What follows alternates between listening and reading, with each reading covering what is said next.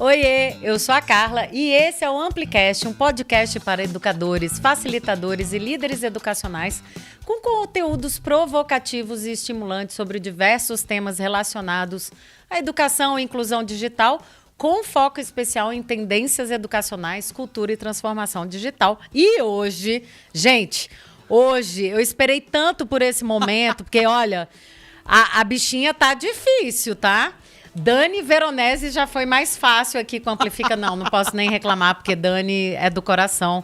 Super parceira do Amplifica. Dani é mil coisas. Ela é empreendedora, ela é educadora, ela é designer, people designer, né, Dani? Isso, people designer. People designer, a gente vai conversar sobre isso. Ela é super parceira do Amplifica. Gente, nunca me esqueço, você sentada lá no Nauta, ia lá à toa, ficava lá. E aí, de repente, tem alguma coisa para eu fazer? Aí agendava e tal, não sei o quê. De repente, estava a Dani lá já na equipe Amplifica, rodando o Brasil com a gente.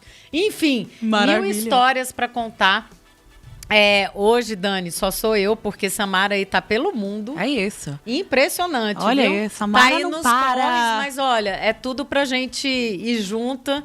E com certeza já vai ter novidade aí no Amplifica. Dani, mas eu queria primeiro que você se apresentasse e falasse um pouco. A gente tem trazido muito aqui essa questão no Amplicast dessas trajetórias não lineares, e você, super, como outros convidados, é um excelente exemplo disso. Conta um pouco pra gente de você e da sua trajetória. Carlota, então assim, primeiro dizer que é uma honra estar aqui junto do Amplifica. Sou time Amplifica desde o comecinho. Quero dizer que estive lá na primeira imersão em Amplifica. Hoje a gente tá assim, né? Na primeira, não sei o que lá, eu tava lá.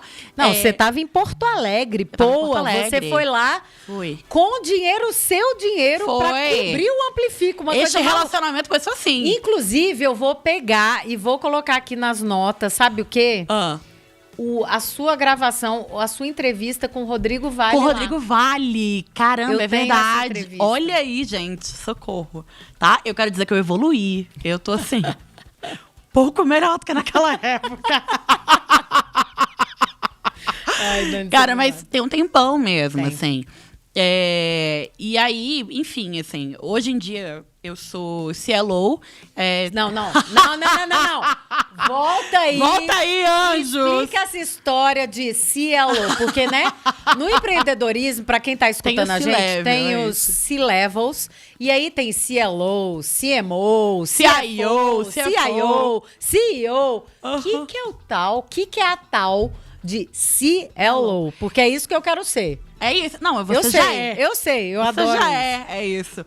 Né? Então, é isso mesmo. A gente tem um nível gerencial ali, que é de quem é sócio ou então que tem uma postura executiva, uma postura estratégica dentro de uma companhia. E aí a gente quer o C-level, né? Então é uma maneira diferente de falar aí, de diretores e tudo mais. Eu sou hoje em dia Chief Learning Officer. Então, é a pessoa que olha para todas as estratégias de educação, no caso corporativas, dentro da minha empresa, que é a NW2. Mas a gente estava até brincando... antes de chegar aqui, eu tava brincando com as minhas sócias, e aí tem uma num lugar, a outra no outro, a outra no outro e tal.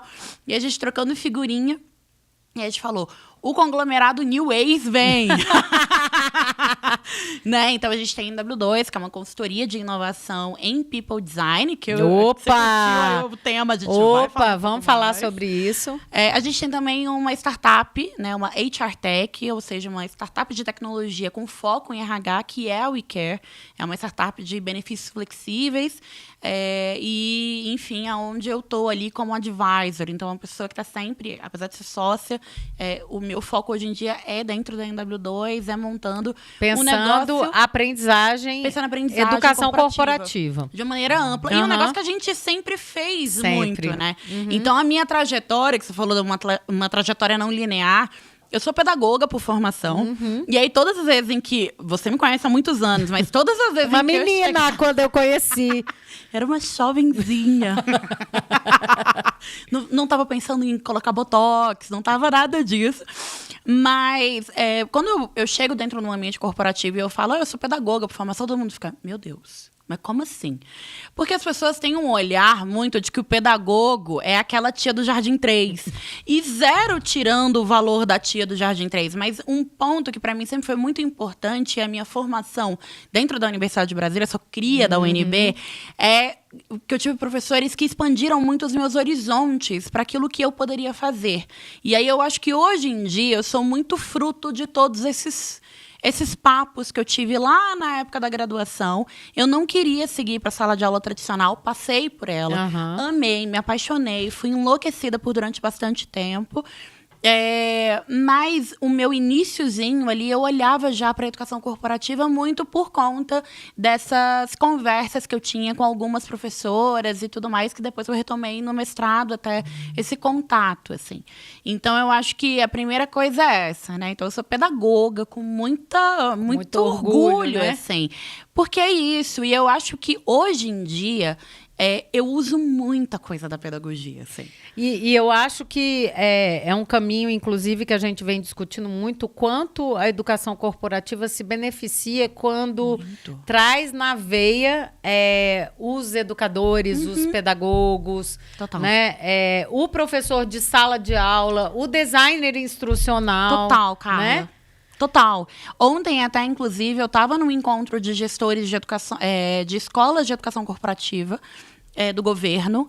E aí, eu estava conversando com a Carol, que trabalha comigo, eu falei, gente, imagina se a gente olha para os facilitadores de educação corporativa, que normalmente são pessoas muito técnicas, com um olhar pedagógico que a gente, dentro de sala de aula, estuda e faz, assim, como ninguém, né? Então, eu acho que hoje em dia, a minha veia educacional ali, uma coisa que a Samara sempre fala de chão de sala de aula, me ajuda muito para pensar em educação corporativa, na mesma proporção que eu acho que a educação corporativa tem muita coisa legal que pode ser levada para dentro da sala de aula. É verdade. Então, são duas áreas que pouquíssimo se conversa. Quando a gente fala de educação básica e ensino superior, já tem um distanciamento grande. Quando a gente fala de educação corporativa, parece que são dois mundos muito apartados. Né? Então, enfim, essa minha base de formação, ela foi essencial para o que eu faço hoje. E já entrando até nisso, você com essa experiência que você está agora com RH e educação corporativa e jornadas de aprendizagem, você vê essa entrada de educadores da educação básica na educação corporativa? Você acha que tem espaço para isso? Você acha que é uma tendência? Eu acho super, Carla, porque eu acho que, de novo, assim, a gente sabe como facilitar numa sala de aula. E aí tem um negócio muito maluco, eu lembro quando, assim, as primeiras jornadas de aprendizagem, e aí, assim, gente, eu passei pelo Amplifica durante muito tempo na minha vida. Ela é cria eu sou muito cria do Amplifica. E eu, inclusive, hoje em dia sou sócia da NW2, mas eu não entrei como sócia. Eu entrei como designer educacional. E aí, trabalhando com experiências de aprendizagem. Olha, então, você já entrou nessa tendência super de vindo da educação para a educação corporativa. Super. Eu entrei, e aí eu sempre brinco que eu entrei para fundar uma escola de educação corporativa que a gente tinha o sonho lá no início, que ainda é um sonho nosso, assim, de formação de RHs, mas eu entrei para tocar esse projeto.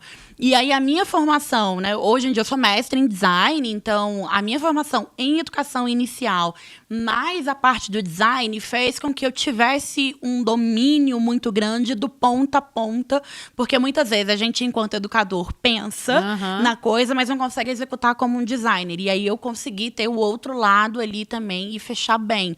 E aí eu lembro que, enfim, no início, eu sempre toquei muito projeto junto com o Amplifica. Então, eu trabalhava ali nos dois, né? NW2 Amplifica.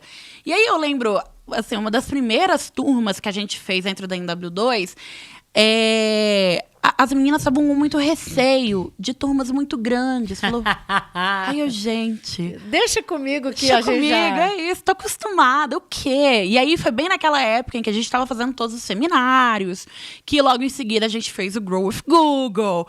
Então, cara, no Grow with Google vocês colocaram milhares de pessoas dentro de auditórios. O primeiro Grow with Google que a gente foi no Fonte Nova, em Salvador. Olha né? isso. No estádio. Foi no estádio. Foi uma loucura. Foi um choque. Eu lembro até hoje da foto. Cara, era um negócio louco. Eu e a Samara, a gente era uma tela de 60, não sei o quê, que a gente era uma miniatura. Era uma miniaturinha. Não, uma loucura. É isso. Aquilo foi maluco. E aí, a gente que está acostumado com a educação básica, isso pra gente é normal. E aí, hoje em dia, numa era pós-pandemia, onde você tem turmas muito grandes, então, né, que eu sei que um dos pontos que você vai perguntar é sobre os dramas do RH e o que está rolando agora. Uma das grandes dores do RH atualmente na pandemia, a gente entendeu que a gente conseguia fazer educação corporativa à distância, que a gente conseguia fazer isso a um baixo custo, colocando muita gente, só que hoje em dia as pessoas estão cansadas de tela. Então, como que a gente faz esse equilíbrio, né? E aí, na pandemia, expandiu-se esse horizonte de, peraí, a gente consegue sim fazer programas corporativos em uma grande escala. Porque nunca foi algo natural. E aí, assim, eu não sei o que é o certo, o que é o errado, mas eu acho que a gente precisa ter uma mentalidade muito adaptativa para esses outros cenários, né? Então, assim, a gente não vai ter, às vezes, dentro de um cenário corporativo, o ideal, a turma com 30 pessoas, aonde todo mundo domina o Meet, domina o Zoom, domina o Teams. Assim, é muito raro isso acontecer. Então, eu acho que essa mentalidade adaptativa, inclusive, e muito... que eu acho que vem muito da educação. Não, o educador já é isso. Eu fico brincando, gente. Eles já têm coragem. Tipo assim, todo educador é um aventureiro, porque muito. É um risco por dia, né? Muito. Quando você entra em sala. Um risco não, são vários, porque cada turma, tipo, você não sabe o que vai acontecer. Então você tem que se adaptar, você tem que ser maleável, você tem que lidar com contextos diferentes a cada aula que você dá. Total. De 40, 50 minutos. É uma loucura. Total. Para turmas totalmente diversas, totalmente diferentes, que têm níveis de energia e de troca, e é isso, assim. E aí, fora que você vai lá, isso eu tô falando no contexto de sala de aula de educação particular, né? Escola particular, que foi onde a nossa vivência, assim. Tá, beleza, você vai lá e você pensa, não, a aula com o projetor e tarará. Aí você chega lá, o projetor tá verde. Não funciona. Colocaram 2 reservas no mesmo horário. Então, assim, isso acontece o tempo todo. Então, essa coisa do não travar, assim, eu acho que vem muito desses os perrengues chiques da educação, entendeu? Em relação a isso tudo. Então, você já começou a falar sobre isso. Quais que você acha que são as grandes tendências de educação corporativa, de RH? O que está tirando o sono dos profissionais de RH hoje em dia? Eu acho que assim, até inclusive puxando alguns papos que eu vi que vocês estão tendo aqui dentro do Amplicast e tal, eu acho que a gente está atravessando um cenário pós-pandêmico, aonde, se a gente fala de aonde que está doendo no RH, qual que é a dor que está chegando lá na ponta para esses profissionais, e aí depois eu falo dos profissionais, a dor deles enquanto profissionais mesmo, eu acho que o primeiro ponto é exatamente como que a gente lida com o cenário pós-pandêmico. Então, aonde a gente aprendeu a fazer mais com menos, e aí a gente está num cenário econômico também totalmente desfavorável, né? Então, a gente teve uma mudança de governo, a gente está entendendo ainda, o cenário mundial está muito pisando em ovos, então o tempo todo ninguém está fazendo grandes investimentos, nem nada. Então, você tem tudo isso com pessoas que estão extremamente exaustas, cansadas, que não aguentam mais olhar para a tela e que tinham antes uma vivência muito presencial e que agora vão para dentro do trabalho e elas ficam no computador. Então, você tem um computadorzinho um do lado do outro, todo mundo em call. Você não tem um computador porque a pessoa está ali trabalhando, montando uma planilha. Não, nada disso. Porque essas pessoas estão em call. Então, esse cenário de uma necessidade de adaptação é onde está batendo muito no RH. E eu acho que, assim, a grande palavra da história como um todo é a adaptabilidade, sabe, Carlota? Então, como que a gente se adapta às novas tendências, como que a gente se adapta às novas tecnologias, como que a gente se adapta às mudanças. E aí, eu vi que vocês, enfim, ainda vai sair um podcast falando com o Boros, Rogério Boros, né, que, enfim, era da Microsoft, falando exatamente sobre todas essas intervenções tecnológicas e o tanto que isso vai só escalar.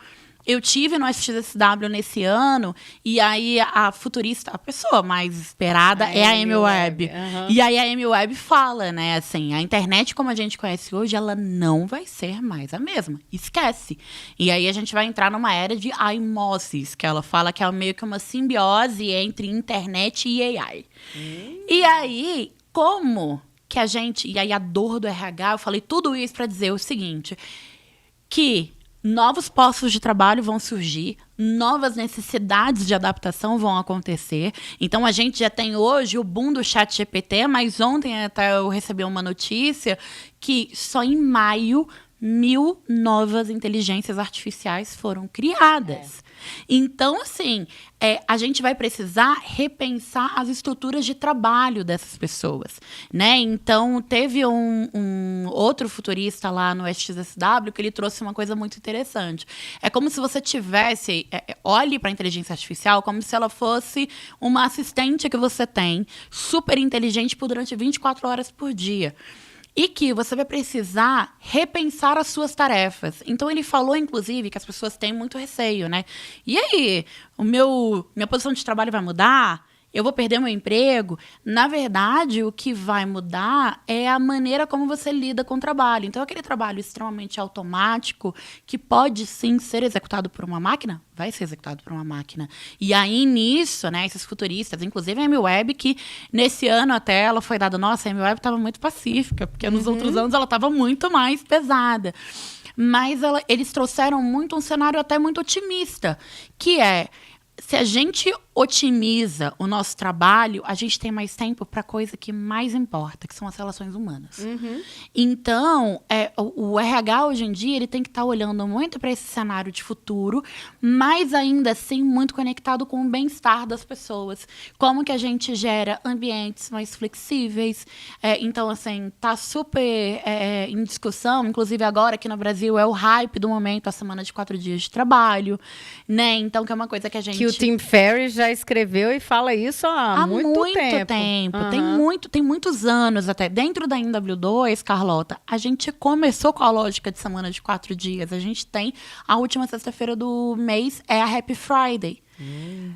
E é maravilhoso, é incrível, é tudo, entendeu? Então é isso. É uma discussão que ela já existe há muito tempo, mas que agora, parece que agora as pessoas estão com a cabeça aberta para isso. E aí eu acho que a gente está num momento interessante, assim, de mundo, quando a gente fala mundo como um todo, mas quando a gente fala de mundo corporativo também.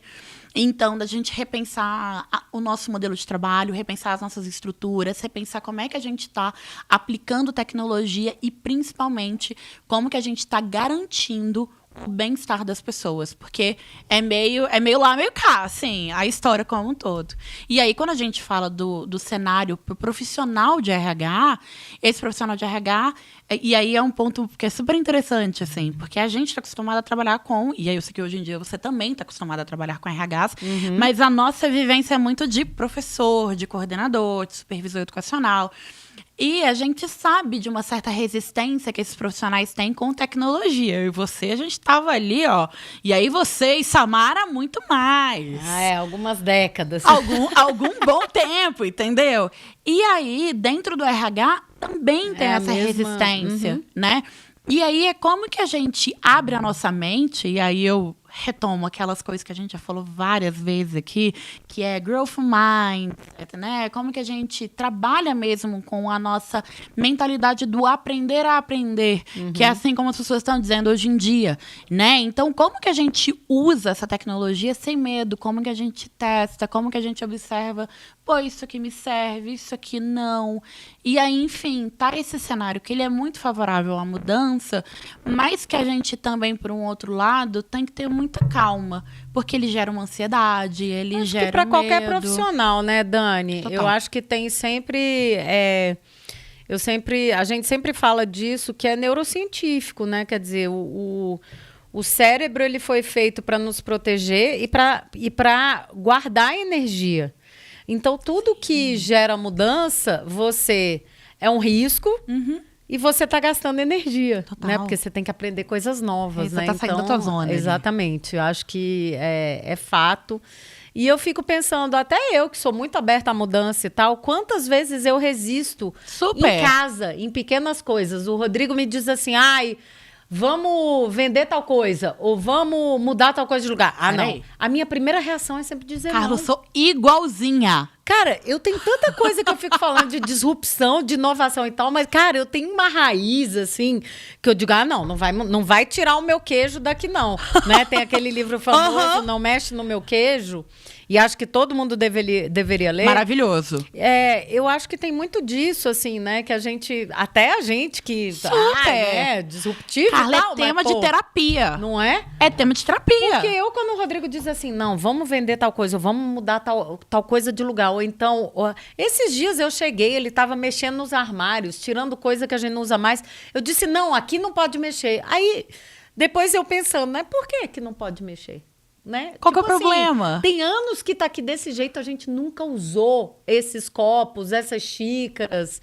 Então, eu acho que a gente, nessa coisa, quando a gente fala de inovação, de mudança, e esse momento, né, de grandes mudanças, cada vez mais a gente tem que pensar...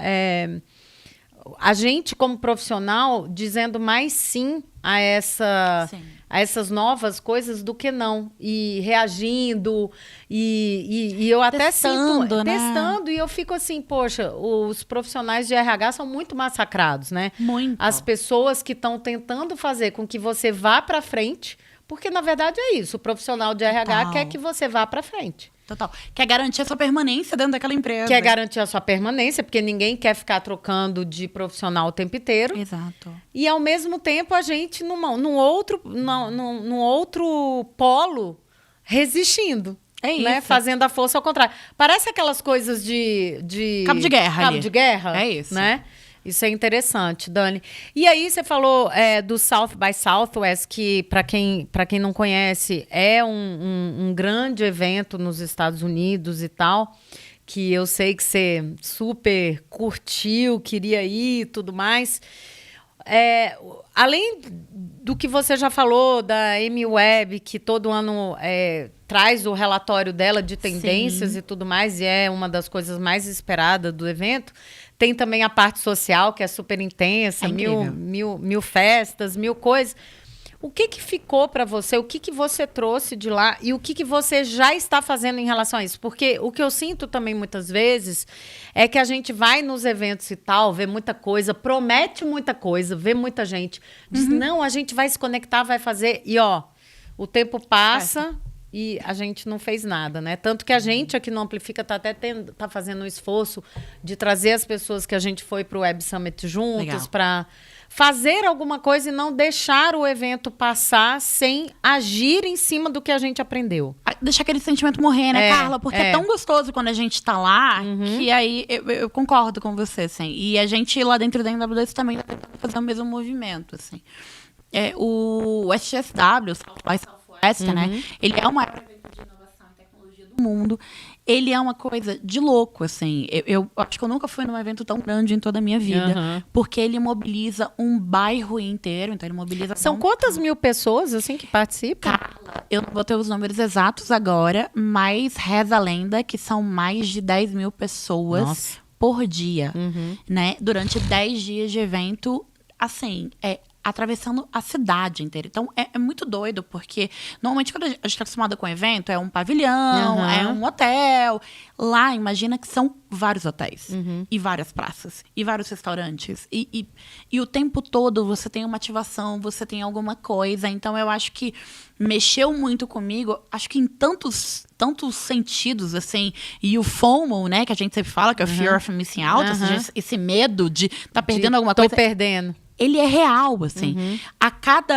E eles fazem slots de 30 minutos de atividade, 30 minutos, 1 hora. Você tem 10, 15 atividades acontecendo simultaneamente na cidade. Então, você fica, assim, tem uma agenda lá, e você marca, 3, 4 no mesmo horário, e fala, ai, meu Deus. E aí, eu fui com a minha sócia, né, com a Cris. Então, eu falei, Cris, é o seguinte, você vai em uma, eu vou em outra, porque... Pelo menos 2 coisas a gente vai ter, É isso, né? entendeu? E aí, teve um negócio que a gente usou muito, que eu sei que vocês também usaram no Web Summit, que foi o Otter. Que é uma inteligência artificial para exatamente você fazer transcrição ali em tempo real. E aí, eu confesso, Carlota, que assim, fui aqui, né, trabalhando minha mentalidade. Falei, não, eu sou tranquila, eu não vou ter o FOMO, entendeu?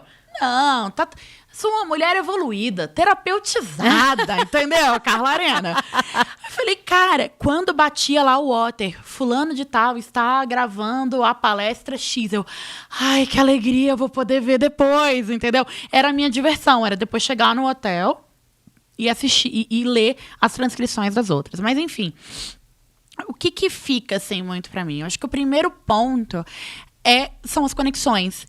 E aí eles fazem muito o evento para você se conectar com outras pessoas. Quer dizer, é uma experiência de conexão entre as pessoas, profissionais e tudo mais, de áreas muito diferentes, né? Muito. Eu acho que esse ponto é um ponto que para mim é muito crucial e muito chave. Eles têm o XSW Edu, que são 3 dias antes de começar o XSW, e aí o XSW mesmo são 10 dias, né? E aí, no Edu, você tem, de fato, muitos educadores, então, dentro do nosso nicho de educação, até faz muito sentido. Mas quando a gente... Acho que é legal você acompanhar o Edu. No ano que vem eu quero ir, inclusive já deixo aqui super o convite para todo mundo, vamos junto, bora, Carlota, bora. Entendeu? O Edu, eu acho que ele é legal, mas o South by, o evento mesmo, eu acho que ele tem algumas outras coisas que eles fazem a gente furar a bolha, que é um ponto que a gente sempre fala que não amplifica desde o primórdio, assim, né? Então, como que a gente usa? E aí é bacana, porque eu fui para a área de esportes, eu fui para a área de inteligência artificial, no metaverso, eu era assim... criança, Carla, porque eu falei, gente, você me conhece muito bem, eu sou super nerds e eu adoro entender um pouquinho de cada coisa. E aí eu cheguei lá de metaverso, no primeiro dia eu fui lá no de Workplace Revolution, então, né, revolução no mundo do trabalho, beleza, tô em casa. Tô na minha área. Ok. Cara, foi, assim, pra mim foi o pior dia, foi o dia que mais me frustrou, porque... ok, tinham discussões que eram legais, mas pra mim não foi nada de novo. No segundo dia era o dia da MWeb. Aí já começa com a porrada da MWeb, assim. E aí foi um dia de futuristas. No final do dia, terminei com a Esther Perel, que eu acho que tem um... Gente, essa mulher, eu sou apaixonada por ela. Eu fiquei enlouquecida. Eu não conhecia. Temos que deixar a referência aqui, porque a Esther Perel, ela é esses dias mesmo, porque ela é muito boa no Instagram. Se você quiser seguir no Instagram... E ela estava falando da síndrome do tipo let it go, assim, let them, de deixar as coisas irem, assim. E aí ela falou cada coisa incrível, assim, de deixar, de desapegar, sabe, assim. Os vídeos dela são maravilhosos. Olha, eu não conhecia. Nossa. Eu a conheci, eu a conheci no XSW, e aí a gente foi no da Esther Perel, ela é uma terapeuta de casais, né? Então a gente falou, cara, beleza, vamos na Esther Perel pra gente ficar assim, ó, tranquilinha, porque você sai da MWeb, juro, a sua vontade é sentar no chão e ficar ali processando aquele monte de informação. E todas as vezes, aí eu tenho uma coisa legal, porque tem o YouTube do XSW, e o da MWeb tá gravado lá. Pode assistir, vale tá super a pena. Coloca lá legendado, se você não sabe inglês e tal. Super funciona. É um negócio muito legal. E todas as vezes que eu assisto, eu fico louca, assim. Porque tem mais informação que eu não peguei da primeira vez, entendeu? E aí a gente foi na Esther Perel, pensando assim, vamos falar de relacionamento. Carla, eu estou solteira, entendeu? Então tá tranquilo, isso aí não vai me atingir. Cara, e ela vem e me fala sobre intimidade artificial. E aí, meu Deus, tanto que isso... eu escutei mesmo ela falar sobre isso. É muito bom. Eu não vi a palestra, mas eu vi alguns comentários sobre isso. Cara, é muito bom. E aí ela traz... lógico, ela traz primeiro no tanto que casais têm relacionamentos artificiais movidos pelo uso desenfreado de rede social. E aí ela foi fazendo... E aí, assim, para vocês verem como que tudo a gente pode utilizar como referência para dentro de uma sala de aula. Ela fez uma dinâmica super simples. A gente estava num auditório com, sei lá, 5 mil pessoas. Muito grande. Ela falou, gente, eu quero fazer uma pesquisa aqui, rápida. Beleza, tava todo mundo sentadinho. Aí ela, levanta quem tá num relacionamento. Aí, todo mundo levanta. agora senta quem tá no relacionamento há pouco tempo. Aí, pá, senta. E aí, tipo, a galera foi sentando e foi ficando de pé, só aquele público chave que ela queria, de fato, conversar. O que ela chegou nisso, nessa pesquisa rápida, né, de conclusão ali? Ela fez uma pergunta que foi assim, todo mundo ficou um olhando pra cara do outro. Eu, que sou solteira há bastante tempo, eu fiquei, meu Deus do céu, socorro. Ela fala, quantas vezes você chega em casa, super cansado do trabalho, depois de ficar o tempo todo olhando para uma tela. E aí você chega em casa, ao invés de você ter uma vivência com o seu marido, esposa, namorado, enfim, você liga a televisão e liga o celular ao mesmo tempo e não tem uma relação olho no olho com a pessoa. E aí ela chama isso muito dessa intimidade artificial. E aí, olha que coisa maluca, ela falou assim, quantas vezes... Você olha, e aí por que ela fala da artificialidade? Porque ela fala, a gente tem uma visão muito artificial de relação como um todo. Porque a gente olha lá os nossos 3, 4, 10 mil, 11 mil pessoas que a gente tem nas redes sociais, ela falou assim, é bem simples. Quantas dessas pessoas que se você liga para elas agora, elas te atendem? E aí, isso vai batendo e você fala, nossa, é mesmo. Então, assim, não é que a coisa vai mudar daqui pra frente. A coisa já mudou. E eu acho que aí dá essa falsa sensação de porque a gente está nas redes, está se conectando, a gente tem mais amigo, a gente tem mais relacionamentos super profundos. E não é verdade. Muito você continua contrário. com os seus 5 amigos. É isso. Você tem várias relações totalmente superficiais. É isso que ela fala. É exatamente, acho que você pegou o tom aí, sem nem precisar ter visto, assim. Uhum. E aí traz isso pra gente, do como que a gente tá se relacionando com os nossos colegas de trabalho, Sim. como que a gente gera o senso de pertencimento, o senso de comunidade, mesmo nesse mundo que assente por meio de... Ou seja, a tecnologia, ela é crucial pra gente se conectar. Eu acho que ela é uma plataforma de conexão, Exato. né? Mas eu acho que o que ela tá, o ponto dela é Como o que a quanto... gente tá usando isso. Exatamente. Né? Exatamente. Então, acho que são coisas interessantes, assim, da gente ver. Enfim. Então, é bacana porque eu fui indo para vários outros... E aí, eu entendi que a pegada dentro do XSW não era eu ficar lá dentro da linha de revolução de mundo de trabalho. Na verdade, eu tinha que ir para outros lugares. Uhum. Então, no meu terceiro dia, eu fui para dentro do metaverso, Carla. E aí, eu saí da minha primeira E que palestra... metaverso você foi? Onde você andou? É isso que eu quero saber. Aí é que tá o pulo do gato. Porque eu fui em uma de pesquisadores de metaverso. E o primeiro slide deles, Carla, sem sacanagem, assim, depois eu posso até entregar pra você, eu tirei foto disso. O primeiro slide deles era: metaverso é menos isso. E aí colocou o bonequinho do Mark Zuckerberg do Meta. E é mais isso. E aí o que era mais isso, Carla? São estudos com os óculos de realidade aumentada para poder proporcionar que pessoas surdas consigam ouvir. Ou seja, ele utiliza uma inteligência artificial que faz a leitura labial das pessoas e vai colocando, é um óculos, e ele vai colocando legenda embaixo. Desde este momento, eu falei assim, ok, número 1, eu preciso estar aqui, porque eu não entendo absolutamente nada do que está falando. E segundo, eu lembro que eu mandei uma mensagem para meus amigos e falei assim, quem fala mal agora de metaverso vai se ver comigo. Então, eu sou uma das descrentes, mas acho que pensando talvez de uma forma muito limitada.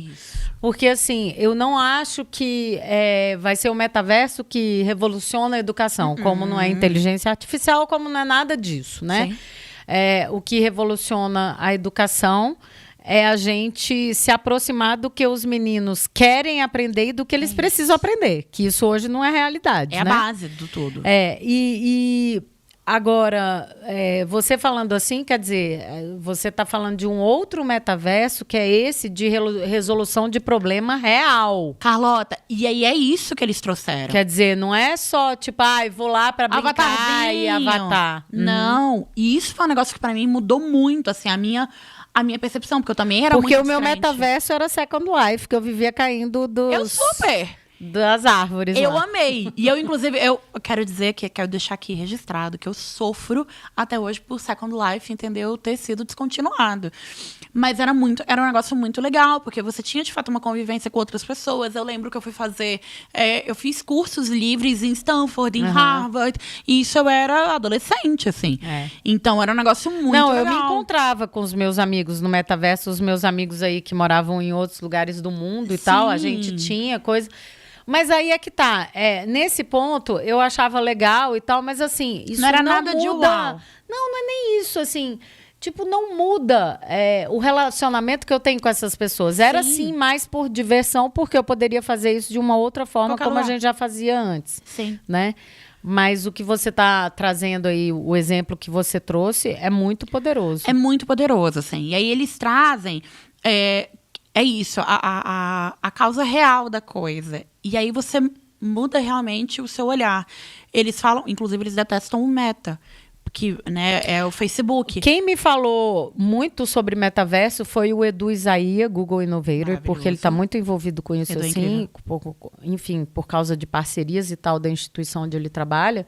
E ele falou que um grupo sério que está desenvolvendo muito nessa área é o NVIDIA, né? Que diz que tá uma coisa de maluco. Eles levaram algumas coisas lá para a XSW e, de fato, é um negócio doido, assim. E aí, lógico, quando a gente... Acho que existem vários níveis de aplicação e aplicabilidade. E aí, eles, inclusive, hoje em dia, já falam sobre experiências de realidade estendida. Ou seja, quando você faz uma conexão entre o nosso corpo físico e a tela. E isso é um negócio muito legal. E aí, Carla, assim, só para você ter alguns exemplos, a gente pode, inclusive, até, cara, abrir um outro Amplicast pra gente falar só sobre o metaverso. Tem, por exemplo, como que você se entende dentro de um corpo trans. Então, você faz uma transição de corpo e você entende como é estar, de fato, em um outro corpo. Teve uma outra que foi baseada em estudos com autistas para você ter um entendimento empático sobre como é se sentir uma pessoa autista.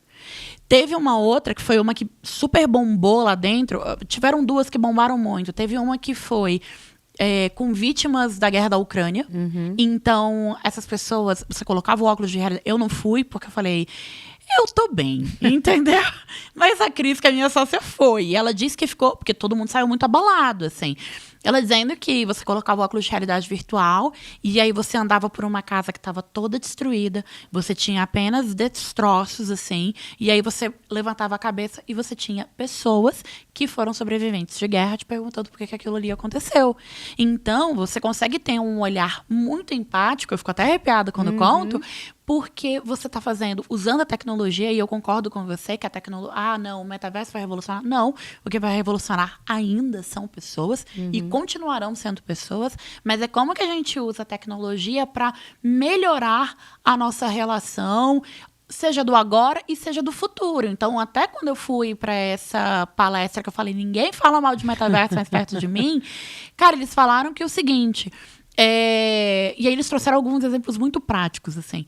O primeiro, a gente sabe, e aí é notado, que em um determinado tempo, cidades inteiras vão desaparecer porque as geleiras estão...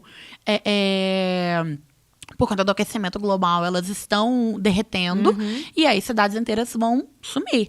Então, eles colocam que dentro do metaverso, você consegue pensar antes e prever como que vai acontecer o êxodo rural. O êxodo rural não, o êxodo dessas cidades. Então, como que você projeta dentro de um outro ambiente e consegue entender como que é essa escalada? Como que você pensa em superalimentos? Como que você... E aí teve uma que foi interessante, do World of Warcraft, que é um jogo que uma galera conhece. Muito antes, acho que eles falaram o tempo, acho que foi há 6 anos atrás... Teve um bug dentro do World of Warcraft, aonde teve uma pandemia lá. E os usuários conseguiram se safar dessa pandemia. E aí eles falaram assim, por que a gente não aprendeu em como essas pessoas se livraram dessa pandemia quando a gente teve uma pandemia de verdade aqui. Então, o metaverso... Simuladores, são grandes simuladores de realidades futuros possíveis de acontecer. Exato. Pode ir. E aí, acho que, enfim, eles olham muito por esse cenário. Não é que você vai ficar, que foi uma coisa que foi vendida. Não, você vai ficar 24 horas por dia conectado dentro desse ambiente. Não. Eles falam que aqui nós somos pesquisadores, a gente está estudando isso aqui com muita força, muita propriedade, para como que a gente aprimora e melhora a nossa vida hoje, mas principalmente a nossa vida no futuro. Olha, você tá até me convencendo. Olha aí, viu? Tá vendo, Carla Arena? Olha, nosso tempo tá acabando aqui, Dani, mas antes da gente ir para a última parte, eu queria te perguntar mais sobre tudo isso, né, que você vive, que você estuda, que você explora. Tem um objetivo muito concreto, assim, de pensar nas pessoas. Sim. E aí veio o tal do People Design, que você aí na NW2 está, enfim... É a pauta de vocês, é com isso que vocês trabalham. Me explica o que é essas duas palavrinhas bonitas em inglês que vocês trabalham com tanta propriedade na NW2.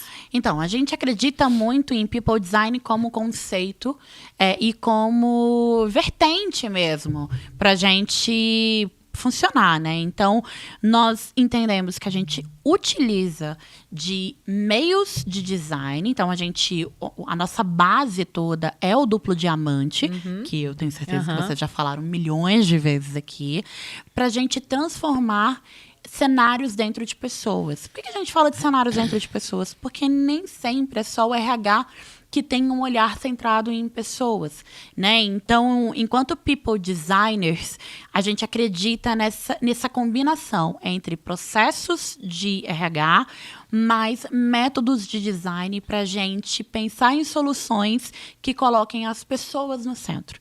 Então, por isso que a gente se entende aqui enquanto people designers, né? Então, designers de pessoas, que é, inclusive, uma vertente, né, da quarta onda do RH. Então, o RH, ele começa ali muito para poder reter talentos, para folha de pagamento e tudo mais. E aí, esses profissionais vão evoluindo até chegar nesse momento onde somos seres estratégicos dentro das organizações, precisamos cada vez mais estarmos, porque não adianta nada eu ter uma empresa incrível se eu não tenho um lugar incrível para trabalhar. E quem olha para esse lugar incrível para trabalhar, que pensa em desenvolvimento, que pensa em como estimular as pessoas, que pensa em como trazer melhores condições de trabalho para essas pessoas, de fato, são os people designers, que é essa quarta onda aí de evolução do RH. Olha, maravilhoso. Na verdade, assim, eu acho que tem um super paralelo com a própria educação, que é essa ideia de student-centered, né? Total. De aprendizagem baseada no aluno, que nada mais é do que o design centrado nas pessoas. Com certeza, a base é essa, né? A base é essa. Então, assim, não tem como a gente fazer design se a gente não coloca... Existem duas maneiras da gente, inclusive foi a minha pesquisa de mestrado, foi exatamente aí, né? Então, existem duas maneiras da gente interpretar o design. Ou a gente coloca o usuário no centro, ou a gente constrói com ele. Não tem outra, mas a gente sempre vai ter um usuário ali. Eu vou estar sempre empatizando, né? É um dos pilares ali do design. Não tem como simpatizando. Eu acho que a Carla vai gostar de... Não, Carla, o que você quer? E aí eu vou e sento e penso numa solução com foco em você. Nossa, maravilhoso, Dani! Podia passar horas. Nós vamos ter que fazer uma série Dani Veronese aqui. Não tem jeito. Nunca pedi nada. Série Dani Veronese, com o nome dela, inclusive, porque, né, é um hino de mulher. E agora, Dani, a gente acaba aqui sempre o Amplicast com essa pergunta, assim, do seu caderninho de referências, assim. Você sabe que aqui não é caderninho, né? Aqui não, é Padlet, aqui é Pocket. É tipo um Velho Testamento aí, a Barça de referências. Mas, assim... O que você tem lido? O que você... indicação de um filme, de um livro, do que você achar que faz sentido aqui para quem escuta o Amplicast? Carlota, já que a gente tá falando de trabalho, e aí eu tava aqui pensando, né? Meu Deus do céu, o que eu vou fazer? Fala uma referência nova, fala uma referência velha.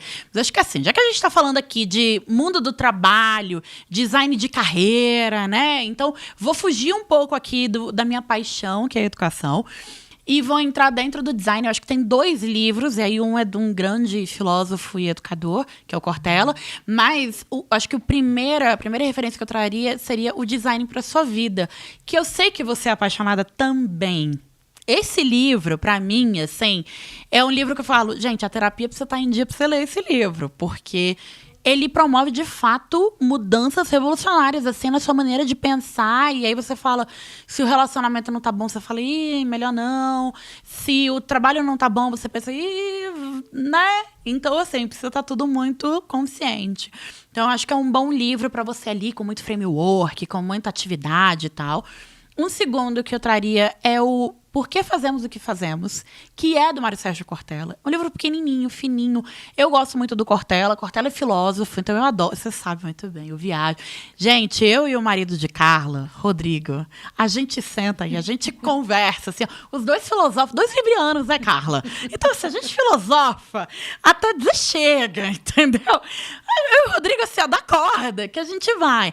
Então, eu acho que é um bom livro, até inclusive pra gente entender.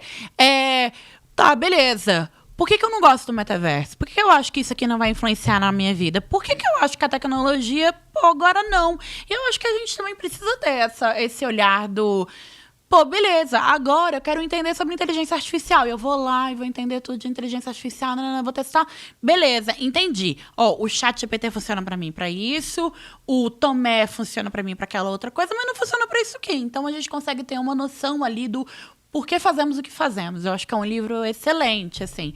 E de série, já que a gente falou aí de SXSW e Visão de Futuro e tudo mais... Tem uma série que é muito curtinha e que eu estou apaixonada. Ela é mais antiga, assim, ela é do ano passado. Mais antiga, do ano passado.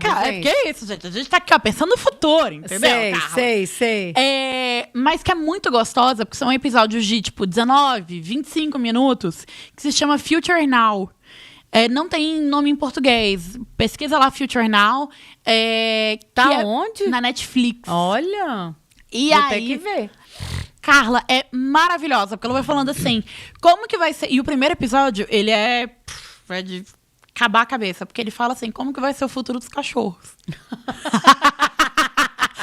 É muito bom. E ele fala assim, porque no futuro teremos inteligências artificiais que elas vão traduzir o que seu cachorro tá falando. Gente, eu já li um livro quando eu era criança sobre isso. Olha, eu amei esse livro, que eram os cachorros que falavam, né? Uhum. Que você lia o pensamento... Na verdade, o livro é o pensamento dos cachorros, né? Uhum. Do ponto de vista do cachorro, né? É isso. Então eles, olha, você vai entender se o seu cachorro ele tá feliz, se ele tá alegre, se ele tá triste, se ele tá depressivo. Então é interessante, assim, ele vai... E aí ele começa pelos cachorros exatamente para quebrar a cabeça, quebrar paradigmas, e depois ele vai falando sobre relações, sobre estudos, sobre educação. Então é bem legal, assim.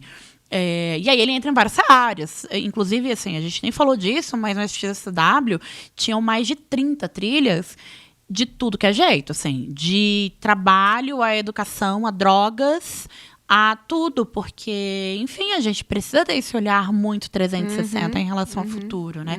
E aí, inclusive, desmistificar muita coisa, muita crença que eu sou igual a você, assim. Tem coisa... A professora me traz um negócio que é muito diferente, fala... Não. Aí a pessoa fala, não, Dani, mas olha só, tem tal coisa.